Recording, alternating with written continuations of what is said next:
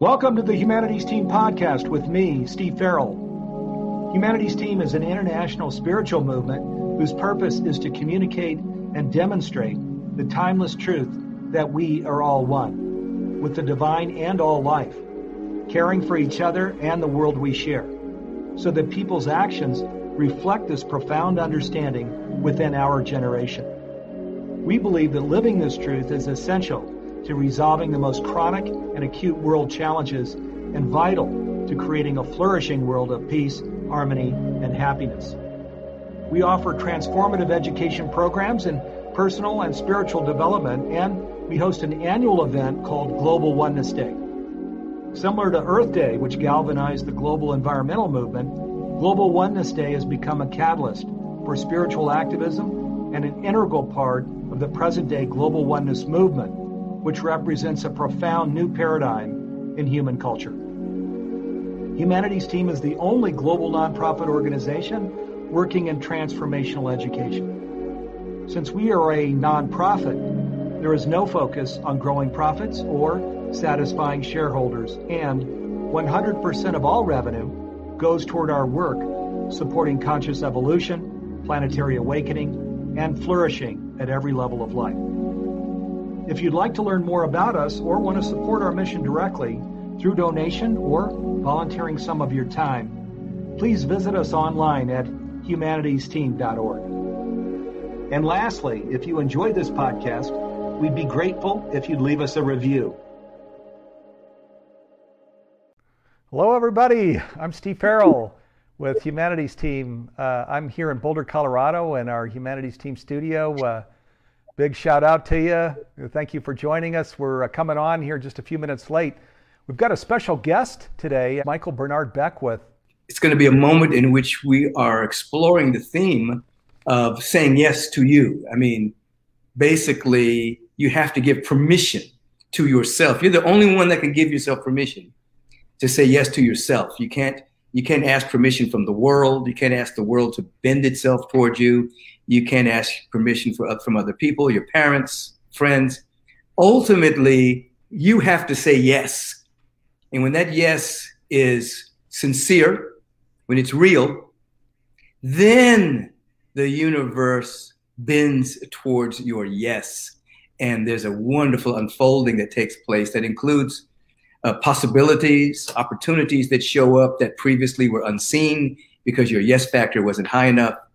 So a lot of these particular dimensions of saying yes will be taught and discussed by various teachers from their particular perspective. It's free. You know, this entry into this particular summit, we're giving away this particular gift on my birthday. We're giving the gift to the global community. And so we invite everyone to go to agapelive.com and to register immediately because it's a part of what we're doing here with Humanities Team. It's a wonderful collaboration, setting the pace for, conscious living to take over the planet by 2040 or before, you see. So thank you, Steve, for wishing me a happy birthday, and thank you for bringing up the summit. Absolutely. Hey, oh man, our pleasure, and thanks for being here. We're live, everybody. So Reverend Michael is coming to you from his home now in Southern California. I'm in Boulder, Colorado at the Humanities Team studio. And so when you go live, that means you're going to have some technical challenges sometimes. But hey, here we are, excited to be here. We've got a lot of ground to cover. Let me just share. Actually, first, let me give Michael a proper introduction here. Okay, so let me just give Michael a quick introduction. Michael Beckwith is one of today's most prolific spiritual leaders. He is a New Thought minister, author, and founder and spiritual director of the Agape International Spiritual Center, a trans-denominational community with more than 9,000 local members and 1 million friends worldwide. Michael is a close partner with Humanities Team in our mission to, as he mentioned, to make conscious living pervasive worldwide by 2040, and a project that we call PACE, Planetary Awakening, Conscious Evolution, that's about picking up the pace, because we're not on a pace today for conscious living to be pervasive worldwide by 2040. That's in about 20 years. So, and we're grateful for that partnership. So, a lot of exciting stuff to talk about here today. And I want to mention also, Michael has partnered with us in creating a free video series with Panache Desai. We're going to look at a segment here in a moment on a new masterclass that he created called You Are Limitless. He's a part of the Global Oneness Summit here this year. And he's got his own summit on his birthday next week. If you go to agapelive.com, you can register for that. Into the Now celebration summit, say yes to you. So sounds super exciting. I wouldn't miss it. Don't miss it. And I appreciate what you're saying about keeping up the pace, because we do want to make conscious living pervasive. We want people to come to an understanding that they don't have to go unconscious at the will and just allow for circumstances and situations and heredity and people to determine their fate or determine their destiny. That they actually can come into a conscious living through spiritual practice, intentionality, and focus, so that they're participating in their own evolution. You know, heretofore, people used to think that evolution was driven primarily by external circumstances. And that was true thousands of years ago when it came to the evolution of species and plants and things of that particular nature. But at this stage of our evolution, we're at the apex of one stage of evolution and the ending of another stage of evolution. Now we're into conscious evolution, which means that humanity can actually change, an individual can actually change their life in one lifetime. There used to be a pervasive thought that you needed many incarnations to be on the wheel of reincarnation over and over and over again until you got it right. And that was thousands of years ago, when the density of the consciousness was very thick and the earth wasn't as conscious as it is now. But now we're at a point where an individual can actually change their life for the better using one lifetime. If they're conscious, if they're available, if they're receptive, if they have sincerity, if they have focus. So we want to keep up the pace so that individuals are actually choosing to live consciously across the board with how we deal with our environment, how we deal with the environment of our body temple, how we deal with the environment of our emotional body, our mental body, how we deal with our relationships, how we deal with, our day-to-day activities. We want to be conscious and put ourselves in a position to actually participate in our own evolution. So this is the time in history where humanity is coming to know that their own evolution is in their own hands. It's not in a God outside of themselves, nor is it just a shifting of circumstances in the world, even climate change, that our destiny is in our own hands. And everyone has a good destiny, but we have to have some level of conscious participation and focus in order to discover, activate, and ultimately express it. So as you've indicated, Steve, we're in collaboration, PACE. We're in collaboration to actually inundate our global family with conscious living. And I'll say one other thing, and that is, you go back 35 years ago, which is actually the date that I actually started Agape in November of 1986, which will be 35 years this year. And I was teaching a few years before I started Agape. But back in those days, some of the things I was teaching, Oprah Winfrey called me a maverick. It wasn't, some of these concepts weren't even, they weren't as popular as they are now. So we've seen a gradual shift over the last 20 or 30 years, where the kind of collaboration we're having with Humanities Team and individuals around the world beginning to have mass meditations, and people are understanding the efficacy of meditation and life visioning and affirmative prayer. So I think what we're saying is the next 20 years, let's magnify what has happened slowly over the last 35 years, so that it's not commonplace, but it's such a part of the fabric of our society that every school kid knows that they're participating in their own evolution, their own unfoldment, and that we can make a difference in our own lifetime. So I appreciate the fact that you invited me to be a collaborator with you, that Agape is standing with you. in this, that we're standing in this together. And because collaboration is actually the new sexy.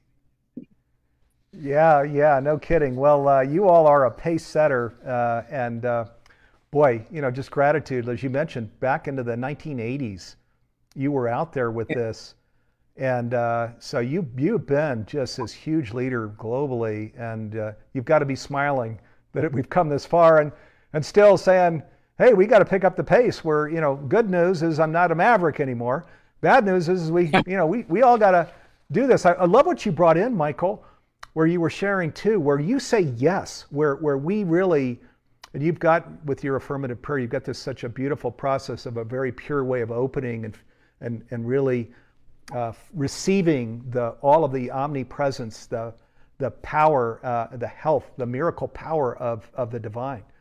And then where you just say yes in a pure way, you were saying, then this whole window opens up of new possibility, of new vision, of new everything, right? As we're on this conscious journey. Absolutely. Where there is hesitation, then you're not fully present. So oftentimes people lack the desire to say yes because they want circumstances in the external world to change before they say yes. But you don't get, as it states scripturally, signs follow change of consciousness. They don't precede. And so when you say yes and you change your awareness, your perspective, your perception, then you start getting signs. You start getting little breadcrumbs along the way that's letting you know you're walking in the right direction. But many people are afraid to say yes until they have some kind of assurance that it's going to be okay. And that means they're primarily living life from their personality construct, which is afraid of the unknown and afraid of being out in new territory. And so it holds very fast to the known and all of the ways that we protect ourselves in the known. But when there's an unadulterated yes, I am, yes, I can, yes, I'm willing, yes, I'm able, to take the next step, to embrace the next level of my unfoldment, the next great vision and version of myself, signs follow.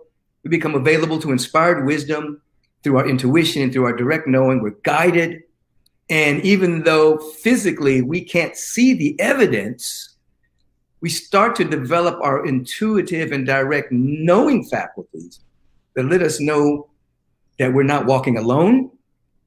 We may be on a pathless path, a path that we personally never have tread before, but we're standing upon the vibrational shoulders of so many who have said yes to themselves and inundated the noosphere, the mental atmosphere of the planet, with great possibility. And so we're inviting people to really leap before you look. Leap, say yes, and then watch what unfolds.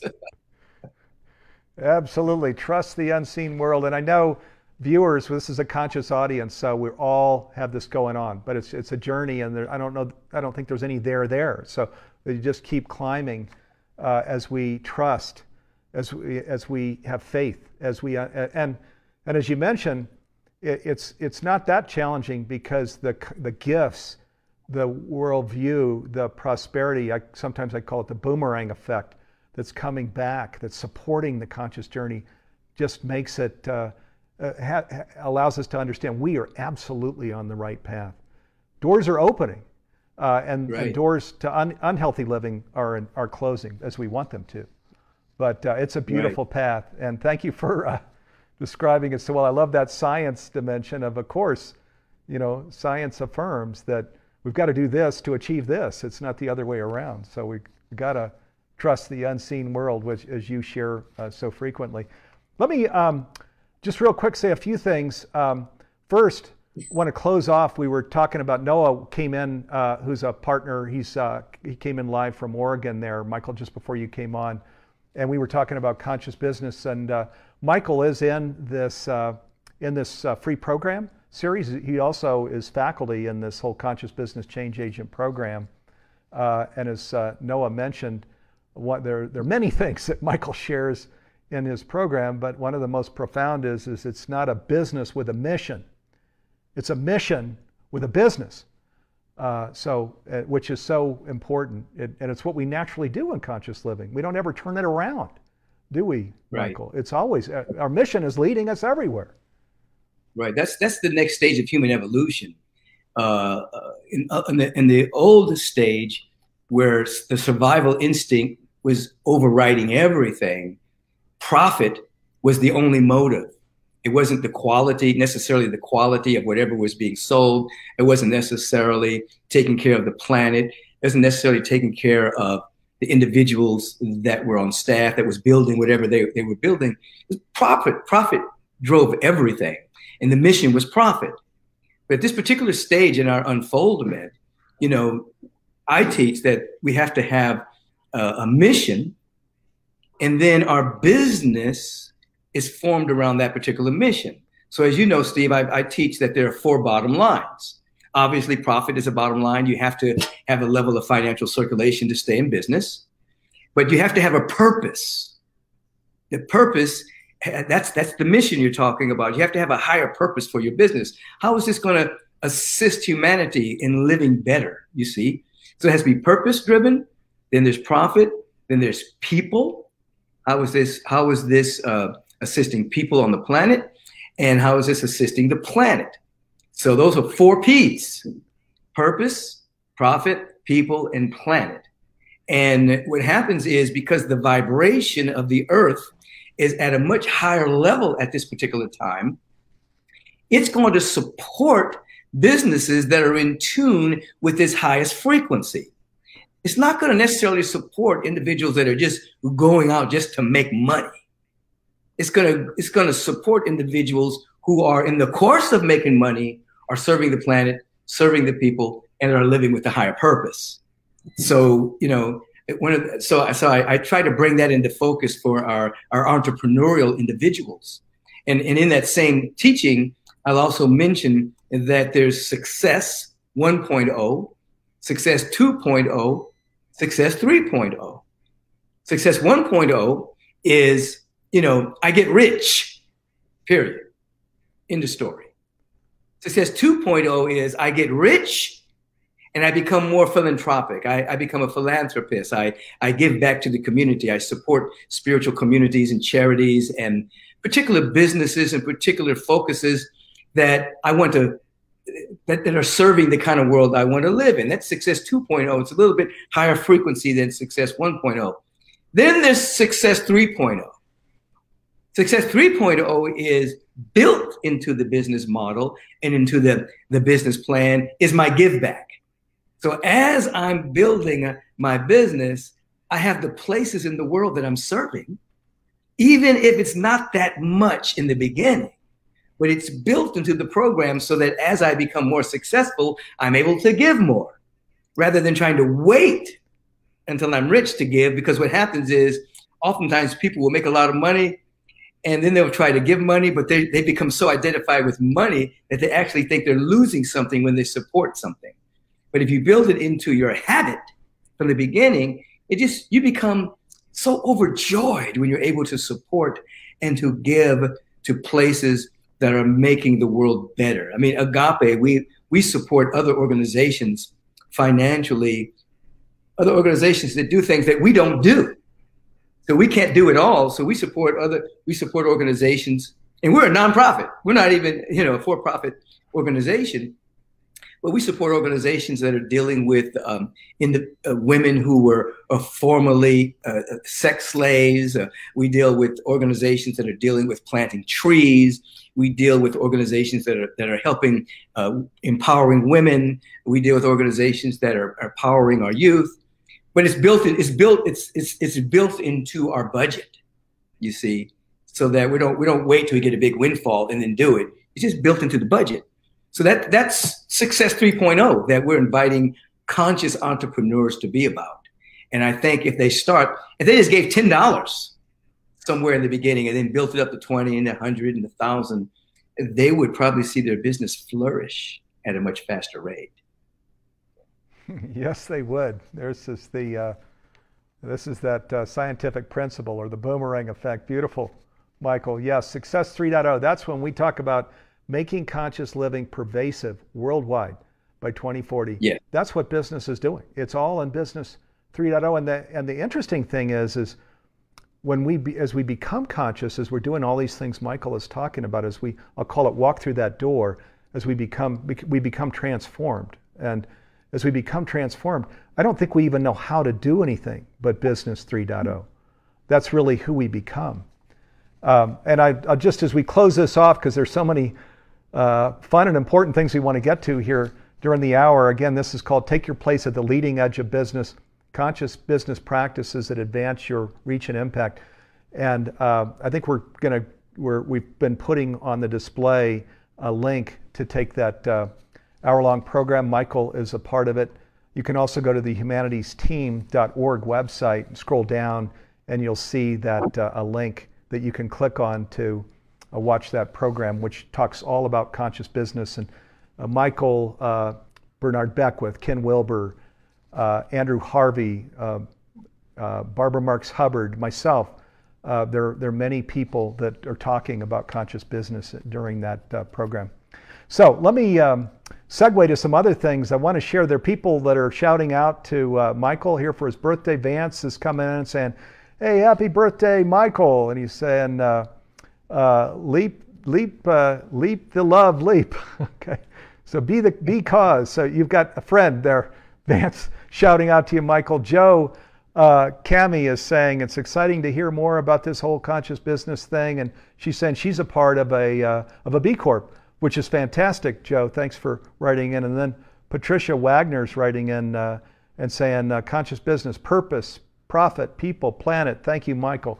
So hey, thank you all for shouting out to us. We'll get to your comments here during the hour. I want to page over to, I mentioned at the beginning, Michael and Panache Desai created programs with Humanities Team. They created a free program called Living a Masterful Life.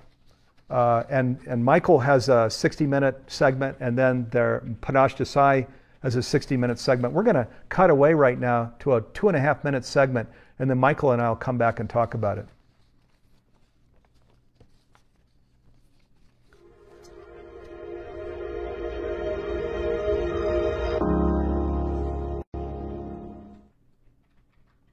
Our essential self never experience loneliness or despair. That, again, is on the personality level. It's on the human consciousness level. However, you put a part of the answer in the question. When one begins to walk in the direction of service or creativity, begins to walk in the direction of generosity, just baby steps, there's an energy that's released that becomes activated in our awareness, and we begin to transmute the thoughts of loneliness, despair, sadness, etc., into a higher frequency. Creativity begins to flow, a level of joy begins to flow, because it's within our matrix as a being, but we have to get it jump-started. Now, in some spiritual traditions, this is an example. In some spiritual traditions, let's say an individual loses a loved one, very close loved one, friend, family member, and of course the grieving is there, the sadness is there, the loneliness is there. In certain spiritual traditions, it is okay to grieve for 40 days, and on the 41st day, you dedicate yourself to some kind of project, some kind of way of living that's in honor of the person that you lost, so that the energy starts to shift from, I miss the person, why did they die, I'm lonely, they left me alone, I'm in despair, to what can I now do in their memory to make myself a better individual or to make the world a better place. Now, the moment I begin to do that, the energy shifts and the grieving, sad, loneliness thoughts begin to be redeemed. It's called redemption. We all know redemption. You know, remember years ago, people used to redeem their bottles for 5 cents or something, you know, but there's a redemption of thought because energy is never created or destroyed. It's just transmuted. So you're redeeming the thoughts of despair and loneliness, and transmuting them to a higher frequency by going into service, by dedicating your life to being better, or a project on behalf of that individual. Fantastic. So that's, again, that's a video series, Living a Masterful Life. Michael Beckwith, Panache Desai, Humanities team created that. We're going to put a link in the window. And also, if you go to humanitiesteam.org, up at the top left, you'll see a master class on the navigation, and just pull down the free courses. You come down to the 6th program, and that's Living a Masterful Life. It's you can register for free there to go through that really fantastic program that Michael and Panache Desai created. That was, I love what you shared in that clip, Michael. Boy, because there's so much in today's world, even there's just a lot of grieving, a lot of sadness. People are leaving jobs, you know, and you're talking about how to turn that around. Absolutely. What happens is people operate, they deal with that kind of stress 2 different ways. One, an individual can become depressed, where the energy is going in, and there's sullenness, and then there's a constant rumination of the thought forms of lack or loss or scarcity or sadness. It's just a constant, what is called mentation, a constant reliving the same thoughts over and over and over again. And then there's frantic activity, where individuals are very outwardly bound, running from those feelings. So they'll do a lot of things and try to get something exogenous, something outside of themselves, to keep them from feeling those things, whether it's alcohol, whether it's overeating, whether it's over busyness, etc. And so individuals opt between one of those 2 things. And what you just showed was me sharing that instead of allowing the energy to become depressed, if somebody dies in that particular example, you're able to be in that for 40 days. And then in the 41st day, you find it, instead of a depression, an expression, but an expression with meaning. It's not just being out there in busyness, with hanging out with people and trying not to be lonely, because everyone knows you can be lonely in a crowd. It's actually dedicating a project, some level of service. You know, I was thinking about Lee Brown, who's here. And I remember one time she shared with me that when her mother passed at a very young age, and her mother was a very beautiful, altruistic being, she started working at a soup kitchen in honor of her mother, because that was not only keeping her mother's memory alive, but it was a different energy of being able to participate with the grief, to actually transmute the energy. And so that's a way of turning the depression into expression. Another way is, instead of running out and being busy or having a loop of the sad thoughts, and you have to walk through this door by yourself. You have to actually go in and seek to have a moment of transcendence. And that's where prayer comes in. That's where meditation comes in. And that's where life visioning comes in, where you actually are becoming more identified with the aspect of you that's not suffering loss. Now, we're not covering up the fact that something bad has happened, according to the personality construct, but we're opening ourselves up to make contact or have an encounter with the transcendent. And even on a broader scale, what you're talking about in terms of pace, in terms of making conscious living, inundating the society with that, we both know that every problem is mental or emotional or physical, but every single solution is spiritual. You see, we know that. Now, there are people, science is finally catching up to that awareness, you see, so that when one seeks to come into a moment of prayer, a moment of having an encounter, they're actually going to the place where all the solutions are, where the answers are across the board. So in that particular example, yes, we find a way to dedicate our life and to free the circular energy of grieving into an expression of something good, but we're not out there frantic trying to run away from the depth of that emotion. So that what happens is the emotion does get transmuted. it goes from one frequency to another without denying the loss or whatever it is that took place in one's life. And today, as you said earlier, there's many things that are pervasive in our society that can allow people to go down that path. You can look at the polarity in our political structure. You can look at the we against them consciousness that has become pervasive when you watch the news. You can look at the virus of fear that has swept the nation on many things. You can go coronavirus. You can go to the environmental aspects of our community, the pollution of human beings, of how they're polluting the environment, the strip mining of the planet, the destruction of the rainforest. There's so many things that you can place your attention on and go down that cycle. And there's a solution to all of that, but it does begin with an expansion of awareness. You see. Yes, it does. Wow, beautiful, Michael. I could listen to you talk all day.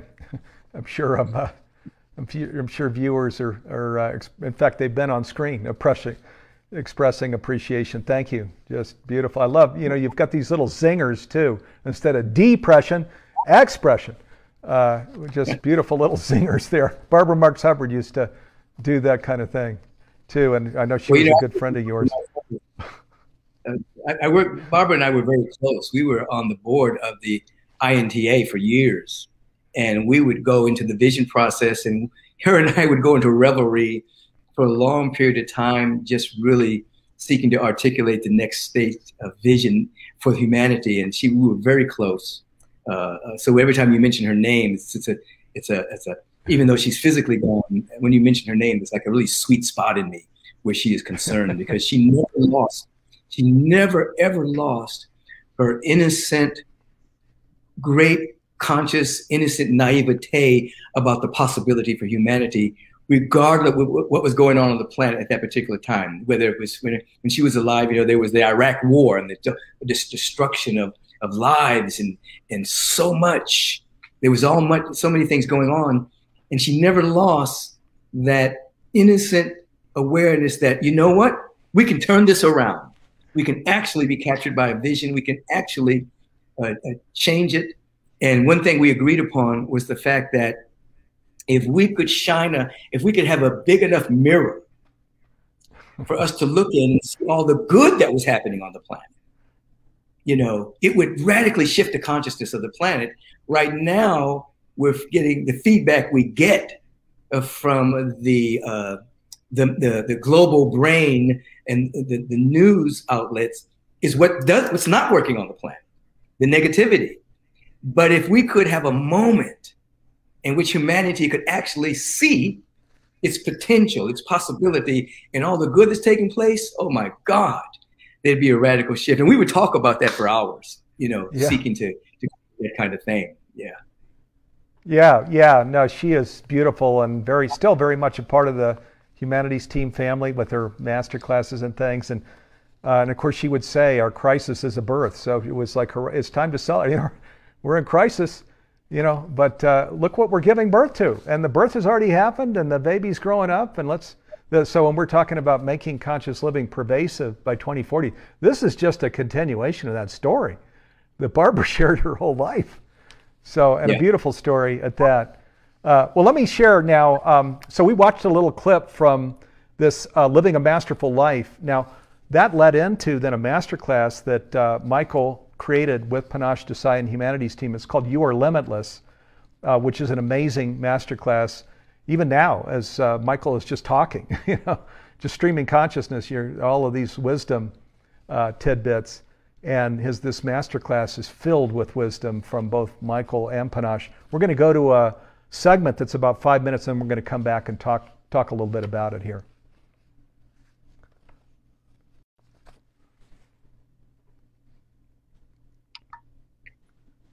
Let me tell you a story.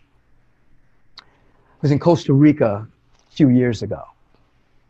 I go there a couple of times a year to teach at a resort there called Rhythmia. So my daughter and I were at the beach. Matter of fact, we were the only ones on the beach. There was no one else on the beach but us two. So I went swimming into the ocean. I love to go swimming, particularly outside of the United States, because the water It's generally more refreshing and less polluted than it is in the States. Unbeknownst to me, I drifted out extremely far. And when I turned around, my daughter was like a little ant on the beach. That didn't bother me because I'm a great swimmer. But when I started to swim inward, I was caught in a riptide. I couldn't get in. And so I know that when you're in a riptide, you kind of swim to the side in order to get out of the riptide. But in Costa Rica, there was like two opposing riptides. And so when I started to swim to the side, I was still caught in a riptide. So I couldn't move.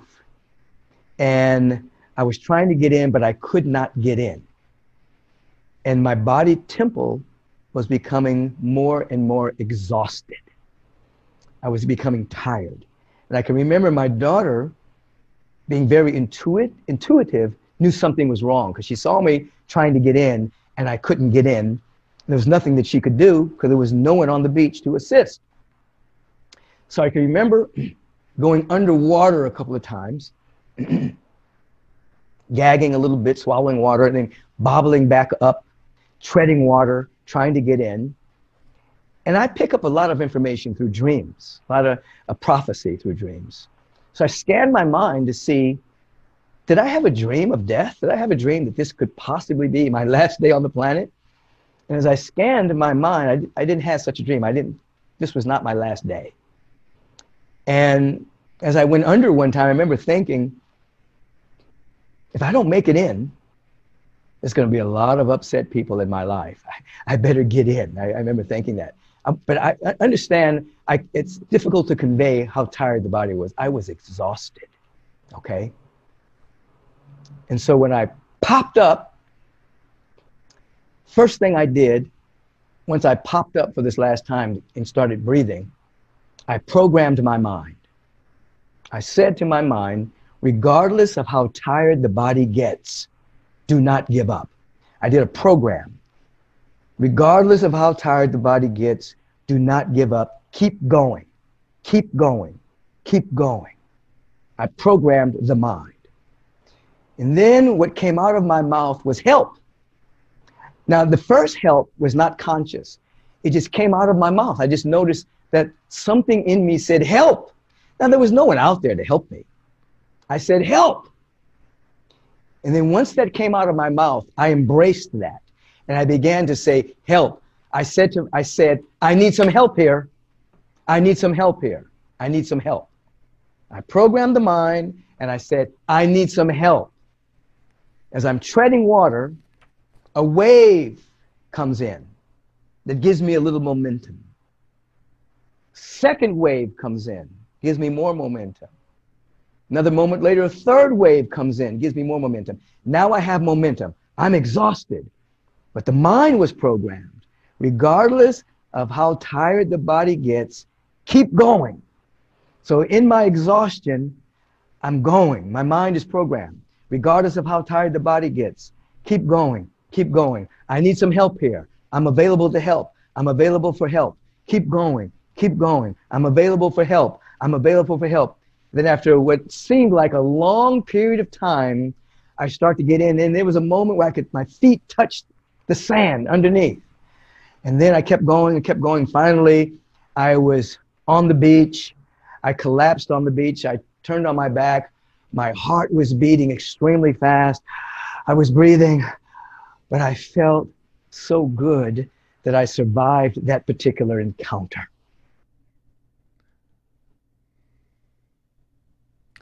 Oh, boy, that is a story, Michael. Yeah, I relived it. I relived it myself. I remember the exhaustion. I remember going underwater. I remember the whole thing. And the other part of that story is that when I came back to Los Angeles, there's a good friend of ours that's a medium. Her name is Alicia Killebrew. And I was just telling her the story about what happened. And then she said, well, do you mind if I look at it? I said, sure, go ahead. What do you see? And she said, you said help. You said, I need some help here. I said, yes. She said, when you said that, an archangel responded and gave you 3 waves to get in, and that assisted you in. And then she reminded me, she said, they can't intervene unless you ask for help. The ancestors or the angels can't intervene. And so that's the second part of the story. It's like when you ask for help, now you're receptive, you're available, you're open, not only to fresh insights and revelations, but you're open to the angelic kingdom as well, that can't intervene into your life unless there is some level of asking. It's not beseeching a reluctant deity. It's just being available. And what came out of my mouth was a help, and then it was, I need some help here. And that's definitely a part of my spiritual practice. I pray, I affirm the truth, and I ask for help. I ask for help to complete my assignment of the day. I ask for help and come in league with the great assistance that's everywhere for the asking. Ask, and you shall receive. You see. So that's that story. I relived it all again, just watching myself. Yeah, such an important story, and thank you for bringing that in. And of course, you share we're all emanations of the divine, which we are. There is one presence. The scientists call it the Big Bang. Spirituality calls it something different. We're talking about the same thing, but what you're bringing in is that, and we actually came into this earlier too. It's not just the visible world. In the invisible world, there's resources everywhere. Angels, archangels, the divine herself, on and on. And that those resources are here to offer assistance if we believe in them and call on them and believe that they're responding as they do. So such an important thing to bring in here. Yeah, especially now when I think a lot of people need help, and we can ask for help. And most of the goodies are in the invisible, the realm of the invisible. In the invisible is infinite possibility, infinite opportunities. I mean, the presence itself, by whatever name you want to call the presence, I sometimes say the presence that's never in absence is invisible. And you can see the evidence of the presence, but the presence is timeless and formless. And then ideas and inspirations are timeless and formless. When a composer catches music from the spheres, that's invisible, timeless, and inaudible, but they catch it. Beethoven, who was deaf, never heard a note in his life, would catch the invisible, inaudible music of the spheres and do complete symphonies. So when we talk about the realm of the invisible, we're talking about where the real stuff is. And then it becomes visible. It condenses itself as experience. It condenses itself as form and things of that particular nature. But we really want individuals to have a relationship with the invisible. And that's why mystics for centuries have prayed and meditated, because they knew going into the realm of the invisible was very potent, and more potent than what you can taste and touch and see and smell and hear. It's the spiritual faculty of seeing the invisible and hearing the inaudible that allows for even the next stage of our own unfoldment to happen. Pretty much all the great inventions, great music, great choreography, great architecture has come from somebody having an insight beyond time and space and catching something and then bringing it back. That's what a shaman does, goes into the infinite and brings it back for the community. So if we're going to be conscious living, we're inviting ourselves to be urban shaman if we live in urban conditions, to actually practice going into the realm of the invisible and then coming back with fresh insight, fresh revelation, fresh inspiration, and bring it to earth. The figuring out mind is not as valuable as the part of us that can go into the realm of the invisible and catch insight. And most people forget.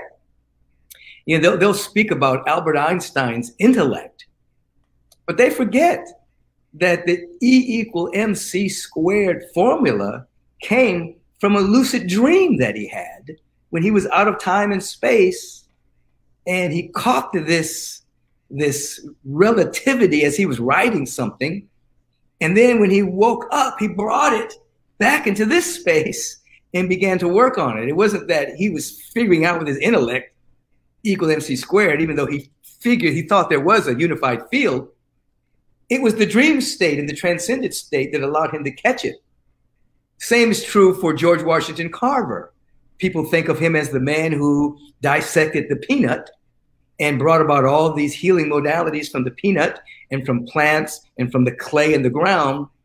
But many people don't realize that he was one of the greatest mystics to walk the planet. He would wake up at 4 o'clock in the morning and meditate.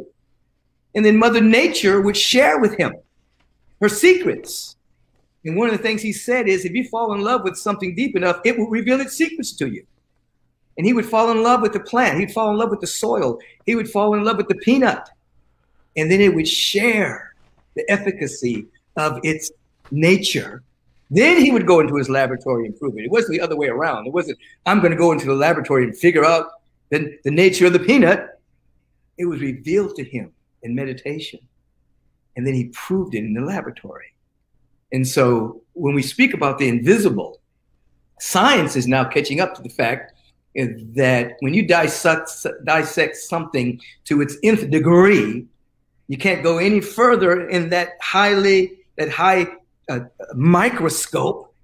You discover there's nothing there but an energetic pattern of information that's invisible but real.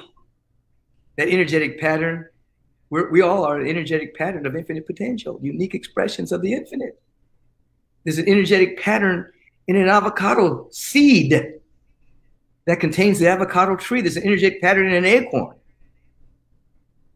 I mean, old science would take the acorn and dissect it and look inside of it and tell me its constituent parts. But it would kill the oak tree in the process. Inside of that acorn, there is an oak tree. The energetic pattern exists. What do? We plant it in the right conditions. And then the oak tree, the roots, and then the shoots. And then ultimately there's an oak tree there, you see. And so science is finally catching up to the fact that in this quantum field, there are original ideas and energetic patterns that when the condition is right, they will emerge. They will emerge. Yeah, Michael, thank you for working us in, because I'm sure with your birthday and the summit next Wednesday, and then you've got your regular Agape Sunday programs, you guys must be just swimming in things to do. So thank you for working us in here. Looking forward to your summit next week. Thank you for being the pace setter that you are and this partner in making conscious living pervasive worldwide by 2040 and being a pace setter. We need pace setters that have been out there running, for decades and that are saying, come on in, join the run. Let's do this together. And you're out there extending a wonderful, powerful invitation. Thank you, brother. And as you say, peace and blessings. Peace and blessings. Thank you for the invitation. And remember that old scripture, the race is not given to he or she who's swiftest or fleetest of foot, but to the ones who endureth to the end. If you'd like to receive all of our new podcast episodes, please click on the subscribe button. To find out more about Humanities Team Transformational Education Programs and about how you can help support our mission, please visit us online at humanitiesteam.org, where you can also sign up for our email list so we can let you know about our free online events and other news about what we're up to each week. And again, if you enjoyed this podcast, please leave us a review. Thank you.